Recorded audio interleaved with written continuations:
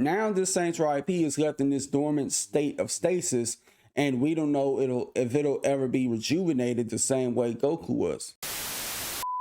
The results are in, and it looks like that this Saints Row reboot that came out a few years ago was apparently the lowest selling in the franchise, specifically only selling a little bit under 2 million copies. And this person on Twitter does cite Tyron Stevenson as a source, but if you go to his LinkedIn profile, I believe at the time of this recording at least, he since deleted the post. The crazy thing about this Saints Row reboot, I feel like it had all the potential in the world, but then what really killed this game is the fact that Deep Silver, who came in there and really just set them up to fail in the worst way possible. I don't know what Volition did to Deep Silver, but they really did not like Volition, because the way they set them up to fail.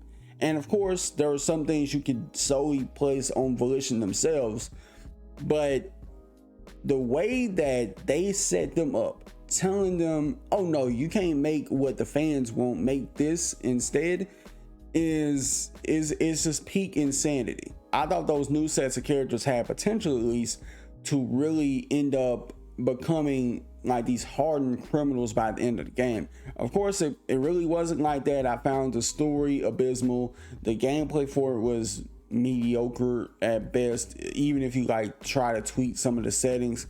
Graphically, it did look nice in some areas, I give it that. The customization was nice, but other than that, it was really a big letdown. Now this Saints Row IP is left in this dormant state of stasis, and we don't know if it'll ever be rejuvenated the same way Goku was. Especially with Deep Silver at the helm, who knows what they'll do now. I hope at least after this that they understand that people did not want a Saints Row game like that, and I am curious to see whoever they're going to end up putting in charge of that franchise. And it was crazy because I was one of the very people who defended that game thick and thin, like fighting against all these people who was calling the game woke, saying the game was pushing an agenda, so on and so forth. Now the biggest head scratcher of them all was that Embracer really thought that this was going to be selling more than its own budget.